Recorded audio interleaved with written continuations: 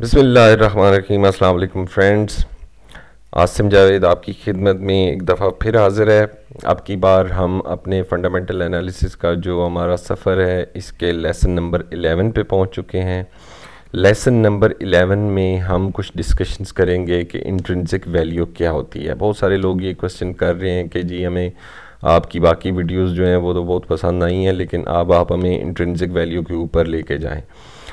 मैं आप लोगों को ये बताना ज़रूरी समझता हूँ कि जो फंडामेंटल एनालिसिस है ये एक काफ़ी बड़ी फील्ड है, लेकिन चूँकि सब लोग कंक्लूजन के लिए काफ़ी बेताब हो रहे हैं।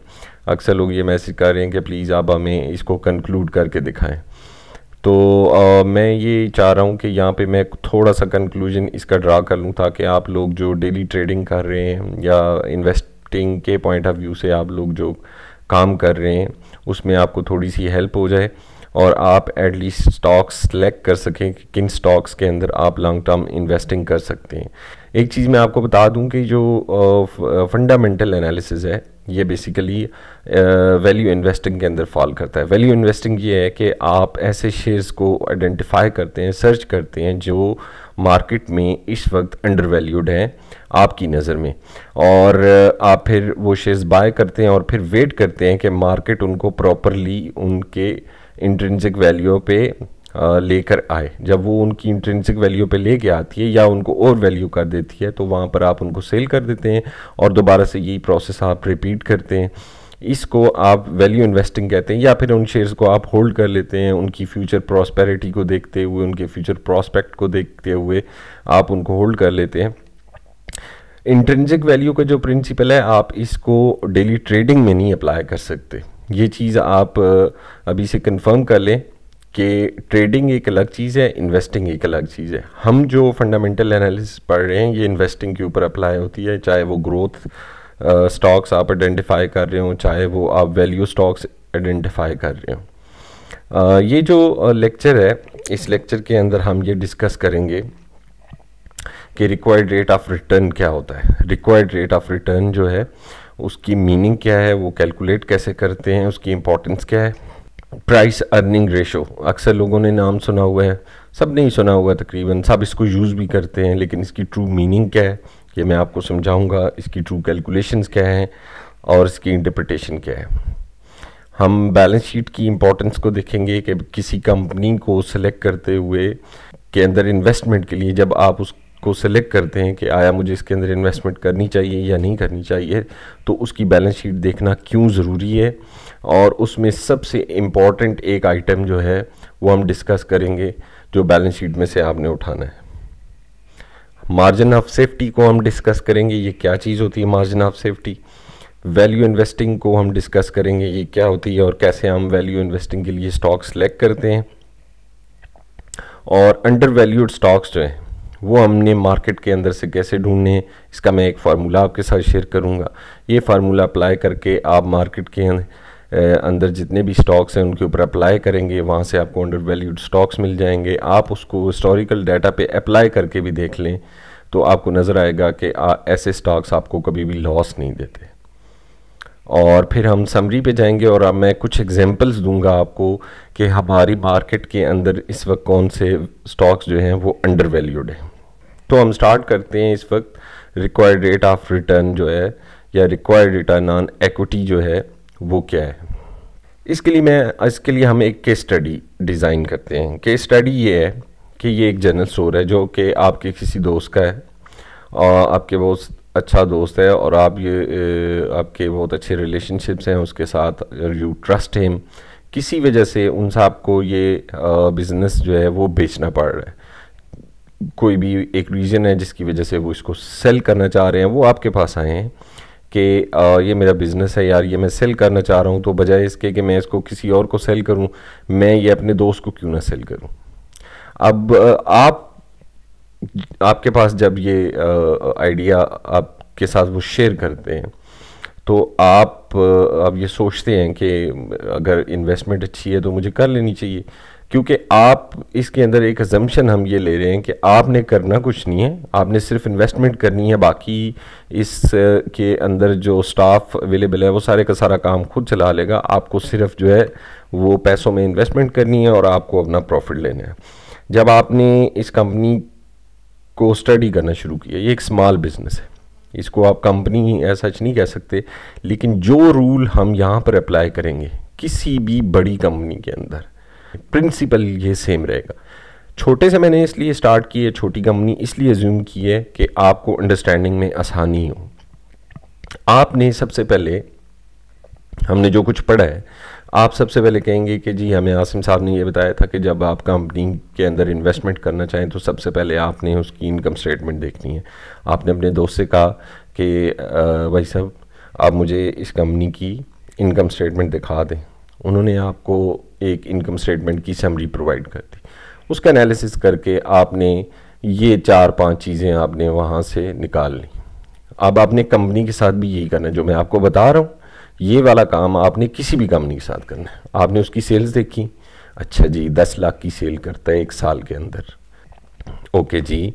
फिर आपने देखा जी उसकी कॉस्ट ऑफ गुड्स सोल्ड क्या है, आपने एस्टिमेट किया, आपने कैलकुलेशंस की, उसके सारे रिकॉर्ड्स देखे, तो आपको पता चला कि 60% इसकी कॉस्ट ऑफ गुड्स सोल्ड है, यानी 6 लाख रुपए उस सामान के पैसे लग जाते हैं जो ये बेचते हैं। तो इसका मतलब है कि ग्रॉस प्रॉफिट उनके पास 40% बच जाता है या 4 लाख रुपए बच जाता है। जो अदर एक्सपेंसेस हैं जैसे यूटिलिटी एक्सपेंसेस हैं या जो लड़के यहाँ पे काम करते हैं उन सब के लिए उनकी सैलरीज़ हैं, एनुअल सैलरीज वो मिला के 250,000 की बन जाती हैं। तो नेट प्रॉफिट उनका 15% या 1,50,000 रुपये हर साल आ जाता है। अब यहाँ पे ये एक बिल्कुल सिंपल सा है, किसी भी कंपनी के अकाउंट्स उठाएं बिल्कुल सेम ऐसे होते हैं, चाहे वो एक छोटी शॉप के हैं चाहे वो एक बहुत बड़ी कंपनी के। डाटा यही होगा, फिगर्स डिफरेंट होंगी लेकिन हेड्स यही होंगे। अब मेरा आपसे क्वेश्चन ये है कि ये चीज़ जब आपके सामने आ गई और अब वो दोस्त कह रहे हैं कि यार आप बता दो जो भी आप पैसे मुनासिब समझते हो मुझे दे दे, तो मैं ये आपको दे देता हूँ। वो आपको कुछ कोट नहीं कर रहे कि जी मैं इस चीज़ के इतने पैसे लूँगा, ठीक है। उन्होंने आपके ऊपर छोड़ दिया है कि आप कोट करो यार कितने पैसे आप मुझे दोगे तो मैं ये आपको दे देता हूँ। अब आप ये सोच रहे हैं कि यार इसके क्या पैसे लगाने चाहिए। कोई भी बिज़नेस होगा तो आप ये ज़रूर सोचेंगे कि इसकी वैल्यू क्या है। किसी भी बिज़नेस की वैल्यू निकालनी है ना आपने, जिसे वैल्यूएशन ऑफ ए बिज़नेस कहते हैं। हम इस वक्त ये अज्यूम कर रहे हैं कि इस कंपनी में ग्रोथ नाम की कोई चीज़ नहीं है, इसकी सेल्स हमेशा 10 लाख रहेंगी और इसकी कॉस्ट ऑफ गुड्स सोल्ड हमेशा 6 लाख रहेगी, इसका ग्रॉस प्रॉफिट हमेशा 4 लाख रहेगा। ग्रोथ के अंदर जब हम जाएंगे या फ्यूचर प्रोस्पेक्ट देखेंगे कि इसकी अर्निंग हर साल बढ़ेगी तो क्या होगा या कम होगी तो क्या होगा, या बढ़ने के क्या चांसेस हैं या कम होने के क्या चांसेस, ये किसी हम नेक्स्ट लेक्चर में इसको डिस्कस करेंगे। इस वक्त तक आपने ये जूम करना है कि ये सारी की सारी कांस्टेंट फिगर्स हैं और through out the life of the business, जो भी अनलिमिटेड लाइफ है उसके अंदर इसकी सेल हमेशा 10 लाख रहेगी, इसका नेट प्रॉफिट हमेशा 1.5 लाख रुपए रहेगा। अब आप अपनी मेथोडोलॉजी यूज़ करते हुए ये बताएं कि आप इस बिज़नेस की कीमत क्या लगाएंगे, क्या कोट करेंगे अपने दोस्त को। मेरी आपको सजेशन है कि आप इस वीडियो को 1 मिनट के लिए पॉज करें और पॉज करने के बाद आप सोचें कि ये चीज़ें मेरे सामने, मैं इस बिज़नेस के कितने पैसे दे दूँ उन्हें। फिर हम इसको डिस्कस करते हैं कि आपने वो पैसे क्यों कोट किए और किस बेस के ऊपर कोट किए। आई गेस आपने कोई ना कोई अंदाज़ा लगा लिया होगा कि आपको इस बिज़नेस के कितने पैसे देने। डिफरेंट लोगों ने डिफरेंट कोट्स बनाई होंगी, हम कुछ कोट्स यहाँ पे लिख लेते हैं। मेरा गैस है कि कोई बंदा कहेगा जी मैं इसका 1 लाख रुपए दूंगा, कोई कहेगा मैं 5 लाख दूंगा, कुछ लोग ऐसे होंगे जो कहेंगे कि मैं 10 लाख रुपए में ये बिज़नेस बाय कर लेता हूँ, कुछ लोग होंगे वो कहेंगे मैं 50 लाख में बाय कर लेता हूँ, और कुछ ऐसे भी लोग होंगे जो कहेंगे मैं 1 करोड़ रुपये देने को तैयार हूँ। अब आप लोग शायद हंस रहे हों कि एक दुकान के लिए वो 1 करोड़ रुपये क्यों देगा उसको, तो मैं आपको ये बताता चलूँ, स्टॉक्स में आप ये करते हैं, इतनी छोटी चीज़ के लिए इतनी बड़ी प्राइस देते हैं, ठीक है, इवन इससे भी ज़्यादा देते हैं। जब हम ये लेक्चर ख़त्म करेंगे तो आप ये प्रिंसिपल अप्लाई करके देख लीजिएगा और फिर आप देखिएगा कि आप कितने कम पैसों कितनी कम अर्निंग के लिए कितने ज़्यादा पैसे दे रहे हैं, कितने छोटे बिजनेस के लिए कितनी ज़्यादा वैल्यूएशन उसकी करें। ये आपकी वैल्यूएशन है, ये एक एग्जांपल है कि ये आपकी वैल्यूएशन है। अब इस वैल्यूएशन का रिक्वायर्ड रेट ऑफ रिटर्न या रिक्वायर्ड रिटर्न ऑन इक्विटी वो क्या है? रिक्वायर्ड रिटर्न ऑन इक्विटी होता क्या है? सबसे पहले इसको RRR भी लिखते हैं। सबसे पहले हम इसको देखते हैं कि ये चीज़ क्या होती है required rate of return. Required rate of return जो होता है वो ये होता है कि किसी भी कंपनी का एनुअल प्रॉफिट लें, उसको डिवाइड कर दें अपने return on required rate of return से, तो आपको उस कंपनी की वैल्यू मिल जाएगी, उस कंपनी की प्राइस मिल जाएगी जो आप उसको पे कर सकते हैं। अब ये कैसे है, इसका क्या मतलब है? आपका रिक्वायर्ड रेट ऑफ रिटर्न क्या है? रिक्वायर्ड रेट ऑफ रिटर्न ये है कि आप किसी जगह पैसे लगा रहे हैं तो आप अपने दिमाग में एक प्लान बनाते हैं कि जी मुझे इस पैसे के ऊपर सपोज मुझे 10% पर एनम जो है वो रिटर्न मिलना चाहिए। ये जो 10% पर एनम आप चाह रहे हैं ये बेसिकली आपका रिक्वायर्ड रेट ऑफ रिटर्न है, RRR है ये आपका। ये आप कैसे डिसाइड करते हैं कि मुझे इस पे 10 चाहिए या इस पे 15 चाहिए या इस पे 20% चाहिए या किसी चीज़ पे मुझे 100% रिटर्न चाहिए? ये डिसाइड कैसे करते हैं? ये डिसाइड करते हैं आप सबसे पहले ये देखते हैं कि रिस्क फ्री रेट क्या है। रिस्क फ्री रेट के लिए हम ये अजम्पशन ले रहे हैं कि जो बैंक आपको आपके पैसे के ऊपर इंटरेस्ट पे करता है, सेविंग अकाउंट के अंदर पे करता है, या कोई इस्लामिक बैंक है तो जो आपको प्रॉफिट वो देता है, वो आपका रिस्क फ्री रेट है। रिस्क फ्री क्यों? हम आलो के बैंक के साथ भी रिस्क है लेकिन वो रिस्क बहुत ही मिनिमल किस्म का है। तो आप ये समझते हैं कि भाई मैं अपना मेरा पैसा रिस्क पे लगाए बगैर मैं ये पैसे कमा सकता हूँ। जैसे हम अज्यूम करते हैं कि बैंक का इस वक्त करंट रेट जो है वो आपके सेविंग अकाउंट पे सपोज वो 5% है, तो इसका मतलब है कि आपका रिस्क फ्री रेट 5% है। बाकी जो उसके अंदर आप कुशन डाल रहे हैं, जो स्प्रेड जिसको आप कहते हैं, वो स्प्रेड जो है वो इसलिए डाल रहे हैं कि किसी और जगह पे इन्वेस्ट करने के रिस्क ज़्यादा है। जैसे आप अगर ये बिज़नेस लेते हैं, आपको ये यकीन नहीं कि ये चलता रहेगा, इतना यकीन नहीं जितना आपको बैंक पे है, क्योंकि बैंक तो चलता रहेगा, आपके ख्याल में उसके डिफ़ॉल्ट करने के चांसेस बहुत कम है। शॉप के डिफ़ॉल्ट करने के चांसेस बहुत ज़्यादा हैं कि बिज़नेस नहीं चलेगा। तो आप जो रिस्क की प्राइस ऐड करते हैं उस इंटरेस्ट के अंदर, उसको आप कहते हैं कि ये स्प्रेड है आपका, रिस्क स्प्रेड है या रिस्क कवर है आपका। तो आप कहते हैं 5% तो मेरा रिस्क फ्री रेट है, 5% मेरा रिस्क कवर है, तो मुझे इस पर 10% मिले तो I am okay with it. या फिर आप रिक्वायर्ड रेट ऑफ रिटर्न अपनी अपॉर्चुनिटी कास्ट देख के डिसाइड करते हैं। मसलन आप ये समझते हैं कि भाई मेरा बिज़नेस कोई और भी है, फलां बिज़नेस में तो मुझे 20% मिल सकता है, तो मुझे अगर 20 से ज़्यादा मिलेगा तो फिर तो मैं यहाँ इन्वेस्ट करूँगा।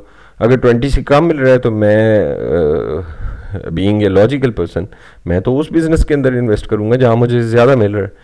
तो वो अपॉर्चुनिटी है आपके पास एक। अगर आपके पास अपॉर्चुनिटी है तो आप इसको अपने रिक्वायर्ड रेट ऑफ रिटर्न को उसके साथ कंपेयर करेंगे। अगर अपॉर्चुनिटी नहीं है तो इसको रिस्क फ्री रेट के साथ कंपेयर करेंगे और उसके अंदर मार्जिन ऐड करेंगे अपना, तो वो आपका रिक्वायर्ड रेट ऑफ रिटर्न होता है।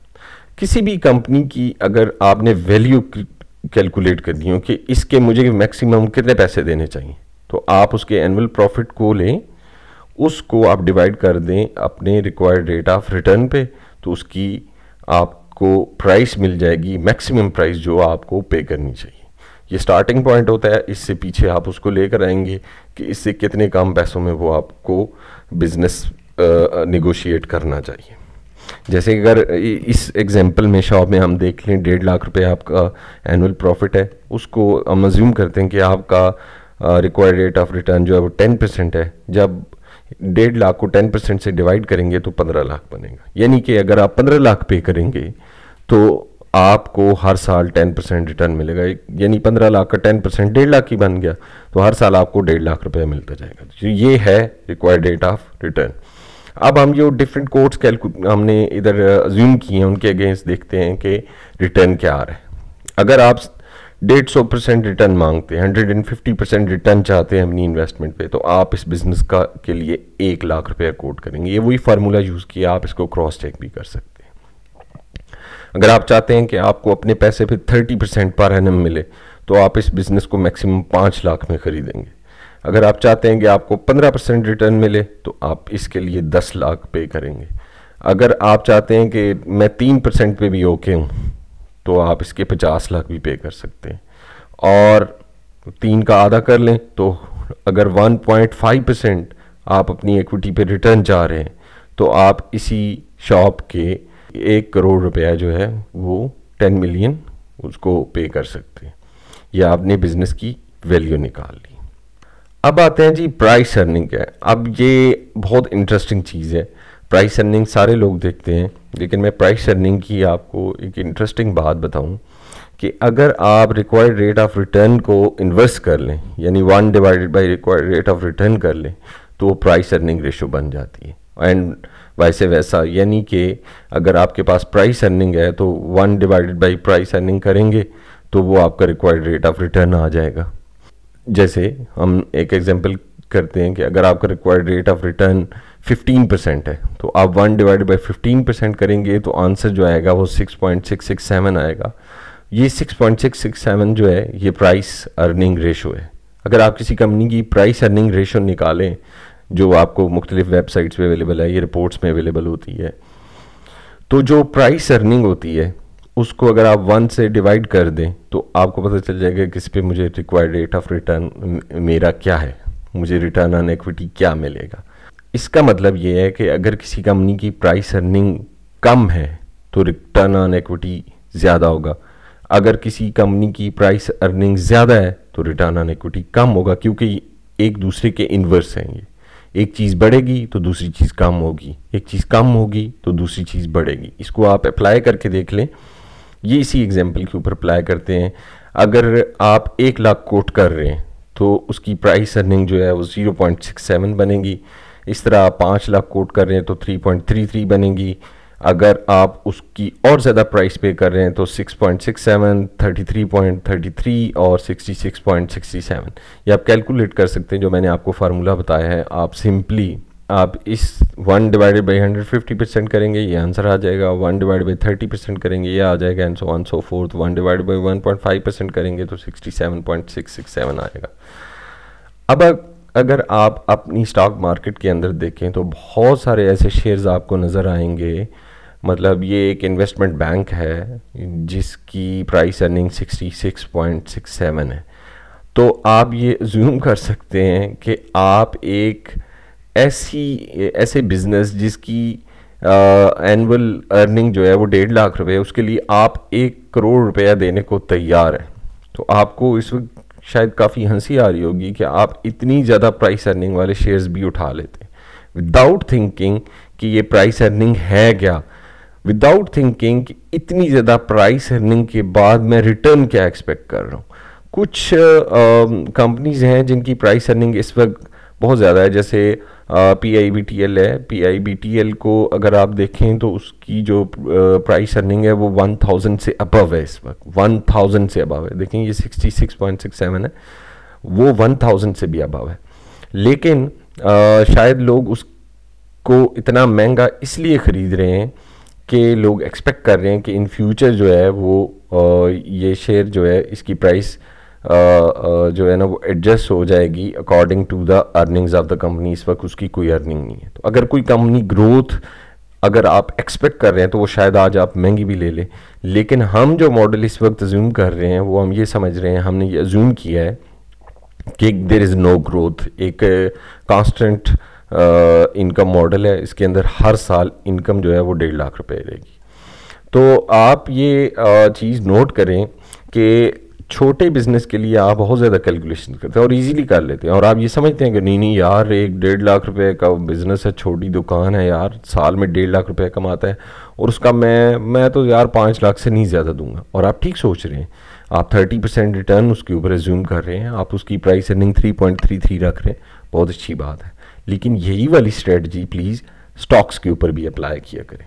अच्छा, अब एक और चीज़ के अंदर मैं आपकी तवज्जो लेकर आना चाहता हूँ, इसको हम कहते हैं margin of safety. Margin of safety क्या होता है, हम इसी शॉप को दोबारा लेकर आते हैं। पहले आपने इसकी इनकम स्टेटमेंट देखी, अब आप इसकी बैलेंस शीट मंगवाएं। बैलेंस शीट की एक समरी बन गई। कैश भाई साहब के पास 50,000 रुपये की है, अदर एसेट्स जो हैं वो 1,00,000 रुपये के। एक शॉप के पास यही एसेट होंगे, कोई फ्रीज़र होगा, कोई पंखे, कोई शायद एसी भी लगा हो, लेकिन यहाँ से जो इस पिक्चर में नज़र आ रहा है पंखे लगे हुए हैं तो या रैक्स पड़े हुए हैं, तो 1,00,000 रुपये के एसेट हैं। लाइबिलिटीज़ जो हैं वो उसमें से 60,000 रुपये की हैं, जो सप्लायर्स थे उनको कोई पैसे देने हैं। तो इस तरह टोटल एसेट्स जो थे वो 1,50,000 के थे, यानी कि कैश प्लस अदर एसेट्स 150,000 बन गए। उसमें से लाइबिलिटीज़ जब 60,000 की माइनस करेंगे तो इक्विटी उसके पास 90,000 रुपीज़ की बच गई। मैंने पुरानी वीडियोस में एक लिक्विडेशन के ऊपर डिस्कशन की थी कि लिक्विडेशन वैल्यू कैसे कैलकुलेट करनी है। अगर आपको वो याद है तो वेल एंड गुड, अगर नहीं याद तो लिक्विडेशन वाला प्लीज़ वो लेक्चर ज़रूर देखें। हम ये जूम करते हैं कि अगर इस इस शॉप को आज ही बेचना पड़ जाए तो इस 90,000 के अगेंस्ट जो है ना मुझे 70,000 ही मिलेगा, मेरी जेब में आएगा। तो at the end of the day जो आपकी जेब पॉकेट में पैसे आएंगे वो 70,000 आएंगे। यानी अगर तो ये बिज़नेस चलता रहे तो हर साल आपको 1,50,000 रुपये मिलेंगे, जो इनकम स्टेटमेंट से आपने इन्फर किया। और जो तो अगर ये बिज़नेस ना चले, अगर ये बिज़नेस बंद करना पड़ जाए, फिर मुझे क्या पैसे मिलेंगे? 70,000। ठीक है, ये भी चीज़ दूसरी भी ज़हन में रखें। और वापस इस जगह पर आ जाएं जहाँ पर आपने कोट्स दी थी। ये कोट्स दी थी, ये उसकी प्राइस अर्निंग थी, ये बिल्कुल वही पुराना टेबल है। अब ये देखें कि एक ऐसा बिजनेस, अब इनकम के साइड से हट जाएं, अब आप इसको लिक्विडेशन वैल्यू से कंपेयर करें। आप ये समझते हैं कि एक ऐसा बिजनेस जो अगर डूब गया तो मुझे 70,000 रुपये मिलेगा, आप उसके लिए मैक्सिमम क्या पे करेंगे? 1,00,000, 5,00,000, 10,00,000, 50,00,000 या 1 करोड़? अब देखें, जो आप कोट कर रहे हैं उसको कंपेयर करना है आपने लिक्विडेशन वैल्यू के साथ। ठीक है, ताकि आपको पता चले, या लिक्विडेशन में अगर नहीं जाते तो बुक वैल्यू के साथ कंपेयर कर लें। एक रेशो होती है जिसको आप पीबी रेशो कहते हैं, प्राइस टू बुक रेशो। ठीक है, प्राइस टू बुक रेशो भी बहुत इंपॉर्टेंट रेशो है। वो क्यों है? क्योंकि उससे हम मार्जिन ऑफ सेफ्टी कैलकुलेट करते हैं। जो मार्जिन ऑफ सेफ्टी मैंने आपको टॉपिक्स कवर करते हुए बताया था कि हम स्टडी करेंगे कि मार्जिन ऑफ सेफ्टी क्या है। मार्जिन ऑफ सेफ्टी ये है कि आप कोट्स देखें, 1,00,000 रुपए मैं लगाता हूँ एक बिजनेस पे, अगर वो डूब गया तो मुझे 70,000 मिल जाएंगे। इसका मतलब है कि 30,000 रिस्क है, 70,000 मार्जिन ऑफ सेफ्टी है मेरे पास। ठीक है, फिर आप कहते हैं अच्छा एक बिजनेस जो कि डूब गया और 70,000 मिलेंगे, उसके लिए मैं यहाँ पे 5,00,000 कोट कर रहा हूँ। अब 5,00,000 एक बिजनेस के लिए पे किए और जब वो डूबा तो सिर्फ 70,000 आपको मिले, तो इसका मतलब ये है कि आपने 4,30,000 रुपया रिस्क पे लगा दिया। और इसी तरह अगर 1 करोड़ दे रहे हैं उस बिजनेस के और अगर वो डूब गया तो मिलेंगे 70,000, तो इसका मतलब है कि आपके इस 1 करोड़ में से सिर्फ 70,000 वापस आएंगे, बाकी सब डूब जाएगा। तो कितना बड़ा रिस्क ले रहे हैं? यहाँ थोड़ा सा कम है, यहाँ थोड़ा सा कम है, यहाँ थोड़ा सा और कम है, यहाँ पर 30,000 का रिस्क है। तो अब आप सिर्फ उसको प्राइस अर्निंग के साथ कंपेयर नहीं कर रहे, अब आप अपना रिस्क भी देख रहे हैं कि बिजनेस अगर डूब गया तो क्या होगा। ये दूसरा पॉइंट ऑफ व्यू है जो आपने इन्वेस्टिंग में देखना है। एक आपने ये देखना है कि अगर बिजनेस चलता रहा तो मुझे रिटर्न क्या मिलेगा। दूसरा आपने ये देखना है कि अगर बिजनेस ना चला तो मुझे जो रेजिडुअल वैल्यू है बिजनेस की वो क्या है, यानी कि बुक वैल्यू क्या है उसकी। अब ये देखें, दोनों चीज़ें आपने ये ज़हन में रखनी है, एक तो प्राइस अर्निंग भी, एक प्राइस बुक वैल्यू भी। प्राइस टू बुक जो रेशो है वो भी आपने कैलकुलेट करनी है। देखिए यहाँ 1.43 बनती है, यहाँ पे 7.14 बनती है प्राइस टू बुक रेशो, यहाँ पे 14.29, ये बढ़ती जा रही। जैसे जैसे आप प्राइस बढ़ाते जा रहे हैं, यानी ये कोट्स बढ़ाते जा रहे हैं, तो बुक वैल्यू तो सेम है, तो यहाँ पे प्राइस कोट आपकी कम थी तो बुक वैल्यू भी कम है, प्राइस टू बुक रेशो जो है वो भी कम है, यहाँ पे थोड़ी ज़्यादा है। ये इस तरह जिस तरह ये बढ़ती जा रही है ये भी बढ़ती जा रही है। इन दोनों का आपस में डायरेक्ट रिलेशनशिप है, जितनी प्राइस बढ़ती जाएगी उतनी प्राइस टू बुक रेशो बढ़ती जाएगी। तो ये दो रेशोज आप कैलकुलेट करें हर कंपनी की, और उसके बाद क्या करना है, उसके बाद मैं आपको बताता हूँ कि क्या करना है। ये एक साहब हैं, आप में से मेरा ख्याल है कि 90% लोग इनको जानते होंगे। जो 10% नहीं जानते, मैं इनका नाम बता देता हूँ। वॉरेन बफेट इनका नाम है। ये वैल्यू इन्वेस्टिंग में इनका एक बहुत बड़ा नाम है। इनके अपने फार्मूलाज हैं, इनकी अपनी स्ट्रेटजी है टू सेलेक्ट द स्टॉक्स, और इनकी जो स्ट्रेटजी है उसकी वजह से इन्होंने बहुत ज़्यादा तरक्की की। इनकी हिस्ट्री आप गूगल करके पढ़ सकते हैं। जिन लोगों को नहीं पता, जिनको पता है वो इनके आर्टिकल्स भी पढ़ते हैं और उनको शायद इनकी मेथडोलॉजी भी पता। मैं इनकी मेथडोलॉजी फॉलो करता हूँ पर्सनली, और मैंने ये देखा है कि आप लॉस में कभी नहीं जाते इनकी स्ट्रेटजी फॉलो करके। आप हमेशा प्रॉफिट में रहते हैं, नंबर 1, और समटाइम्स आप बहुत ह्यूज प्रॉफिट्स अर्न करते हैं। आप अपनी स्ट्रेटजी खुद बनाएं, मैं आपको इनकी स्ट्रेटजी बताता हूँ कि ये क्या करते हैं। अगर आपको ये स्ट्रेटजी प्रैक्टिस में अच्छी लगती है, इसको थोड़ा सा टेस्ट करके देखें, स्मॉल अमाउंट से टेस्ट करके देखें। अगर आपको ये लगता है कि ये स्ट्रेटजी वर्क करती है, आपके लिए भी करती है, तो ज़रूर इसको अडॉप्ट करें। जो मैं करता हूँ वो मैं आपको बताता हूँ कि मैं क्या करता हूँ। मैं ये देखता हूँ कि इस वक्त स्टॉक मार्केट में कौन से ऐसे शेयर्स हैं जिनकी प्राइस अर्निंग रेशो जो है वो लेस देन 15 है। फिर मैं ये देखता हूँ कि कौन से ऐसे स्टॉक्स हैं जिनकी प्राइस टू बुक रेशो जो है वो लेस देन 1.5 है। ठीक है, ये दोनों चीज़ें आपको मिल जाएंगी। मुख्तलिफ वेबसाइट्स पे ये दोनों डाटा अवेलेबल हैं। आप एक स्टॉक स्क्रीनर खुद का भी क्रिएट कर सकते हैं, और मैं इंशाल्लाह आपको बताऊंगा कि माइक्रोसॉफ्ट एक्सेल के अंदर आप अपना स्टॉक स्क्रीनर कैसे कैसे क्रिएट कर सकते हैं, और किस तरह आप एक वन गो में तमाम ऐसे स्टॉक्स आइडेंटिफाई कर सकते हैं जिनकी प्राइस अर्निंग लेस देन 15 हो या 20 हो, या जो भी आप इस रूल को मॉडिफाई करना चाहते हैं आप अकॉर्डिंगली मॉडिफाई कर लें। तो ये दो चीज़ें आपने सेलेक्ट की, उसके बाद आप जो पीई है उसको मल्टीप्लाई कर दें प्राइस बुक रेशो से, तो आपको एक स्कोर मिल जाएगा। ये स्कोर जितना कम होगा उतना अच्छा है। अब आपने ये 3 चीज़ें कर ली, उसके बाद आपने कुछ और वर्किंग करनी है। वो वर्किंग डिपेंड करती है कि आपने मेरी प्रीवियस वीडियोस देखी हैं या नहीं। वो सारी चीज़ें आपने सेलेक्ट करनी है जो मैंने आपको पहले पढ़ाई हैं। वहाँ से आपको पता चलेगा कि कौन सी कंपनी स्ट्रांग है, कौन सी कंपनी स्ट्रांग नहीं है, और कौन सी कंपनी की रेशोज़ अच्छी हैं, कौन सी कंपनी की रेशोज़ बुरी हैं। वहाँ से एटलीस्ट आप ये जो आप इस तरह की कंपनी सेलेक्ट करेंगे इन सब पे वो रूल्स अप्लाई करें, और उसके बाद आप इसमें से जिसका स्कोर लोएस्ट है वो चूज़ कर लें। क्या क्या चीज़ें आपने देखनी है? आपने ये देखना है कि रेवेन्यू उसका ओवर द टाइम ग्रो हो रहा है या नहीं हो रहा।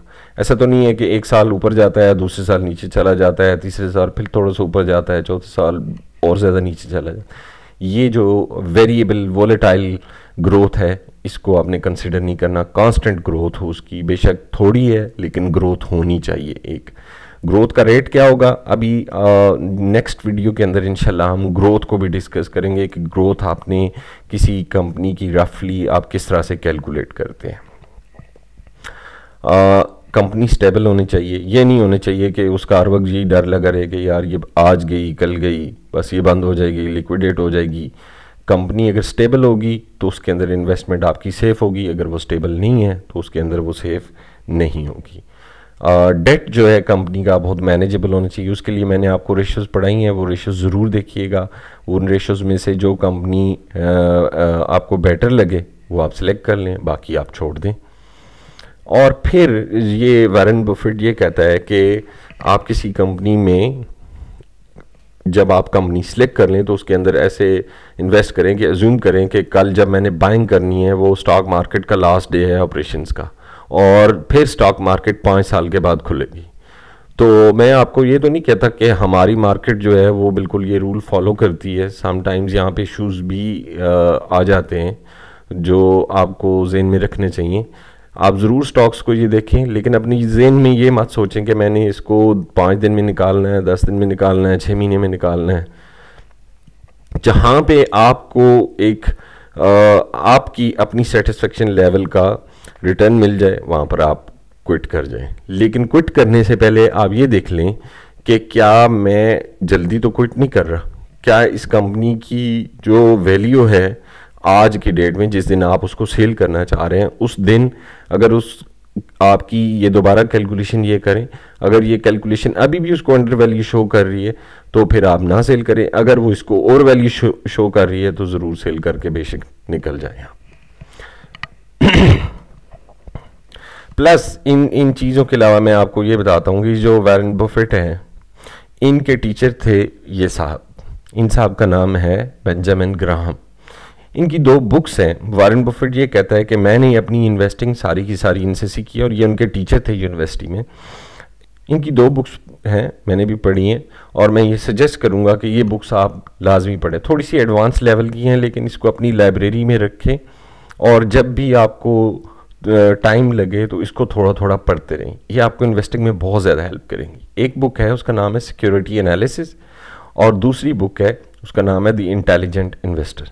ये दोनों बुक्स जो हैं, मैं आपको सजेस्ट करता हूँ कि इनको पढ़ने की और समझने की कोशिश करें, क्योंकि ये 2 बुक्स जो हैं ये आपको इन्वेस्टिंग का एक्चुअल मतलब समझाएंगी। ये आपको ये बताएंगी कि किसी भी सिक्योरिटी की वैल्यू कैसे कैलकुलेट करनी है।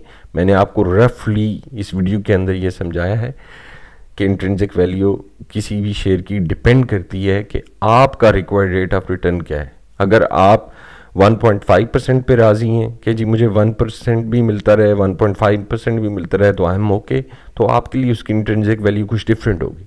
लेकिन अगर मैं ये समझता हूँ कि नहीं, मुझे मिनिमम 30% रिटर्न चाहिए, तो उसी कंपनी के शेयर की इंट्रिंसिक वैल्यू मेरे लिए डिफरेंट होगी।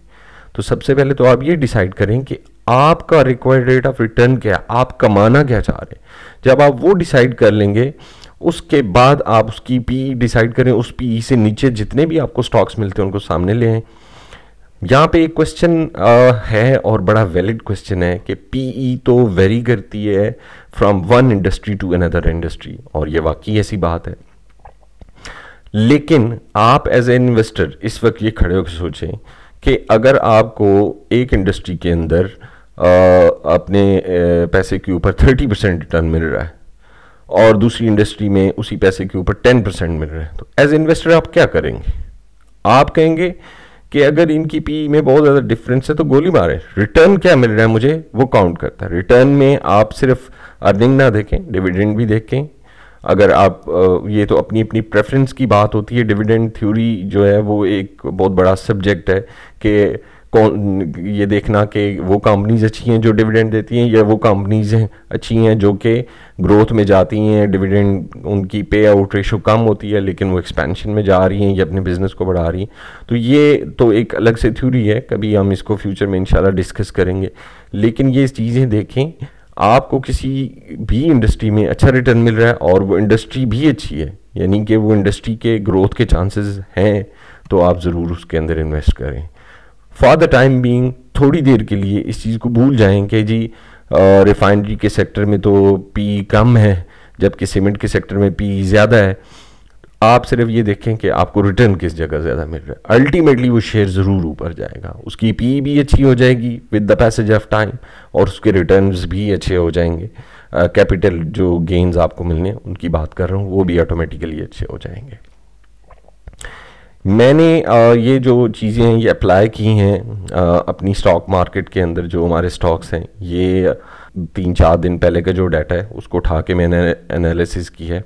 ये मैं सिर्फ आपको वो बता रहा हूँ कि पीई जिनकी 15 से कम है और जिनकी प्राइस टू बुक रेशियो जो है वो 1.5 से कम है। अच्छा, ये जो मैं पीई इस वक्त इनके लिए यूज़ कर रहा हूँ, ये ट्रेलिंग 12 मंथ्स की है, लास्ट ईयर की नहीं है। ट्रेलिंग 12 मंथ्स, इमीडिएट जो 12 महीने गुजरे हैं उसके अंदर इन्होंने क्या कमाया वो मैंने देखा है। तो मुझे ये स्टॉक्स जो हैं, जिसमें जैसे अटक रिफाइनरी है, नेशनल रिफाइनरी है, डीजी खान सीमेंट है, सेंचुरी इंश्योरेंस है, नेशनल शिपिंग है, नेशनल बैंक है, ऑरिक्स लीजिंग है, मतलब टीपीएल है, इत्तेहाद केमिकल्स है। ये जो शेयर्स हैं ये मैं आपको एज ए एग्जांपल यहाँ पे बता रहा हूँ कि ये वो शेयर्स हैं जो कि जिनकी प्राइस टू अर्निंग रेशियो जो है वो 15 से कम है, और जिनकी प्राइस टू बुक रेशियो है वो 1.5 से कम है। अब आप इन कंपनीज को देखें, इनके ऊपर फर्दर एनालिसिस करें जो मैंने आपको बताया है, जो इससे पहले वीडियो लेसन्स में आपको बताया, इनकी रेशियोज कैलकुलेट करें। अगर ये कंपनीज आपको स्ट्रॉन्ग लगती हैं, इनकी कांस्टेंट रेवेन्यू ग्रोथ है, इनकी रेशोज़ ठीक हैं, इनका डेट मैनेजेबल है, ठीक है, इनकी EPS over the time grow कर रही है, इनकी सीजीएस ओवर द टाइम कम हो रही है या सेम है, मैनेजेबल है, वो मैनेजमेंट की एफिशिएंसी कैसी है, जो रिटर्न साइकिल्स हैं इनके वो क्या हैं, कैश कन्वर्जन साइकिल्स क्या हैं इनके, वो जब आप कंपेयर करेंगे, पहला फार्मूला आपका ये है कि आप पीई मल्टीप्लाइड बाई पीबी करें और जिसका स्कोर सबसे कम है वहाँ से स्टार्ट कर लें। और अगर आपको बाकी चीज़ें ओके लगती हैं वो शेयर बाय कर लें, आई प्रॉमिस इंशाल्लाह आपको उसमें प्रॉफिट होगा। Thank you very much. इससे रेलेवेंट कोई क्वेश्चन हो तो ज़रूर पूछिएगा। इंशाल्लाह आपसे नेक्स्ट टाइम मुलाकात होगी। गुड लक, हैप्पी इन्वेस्टिंग, अल्लाह हाफिज़।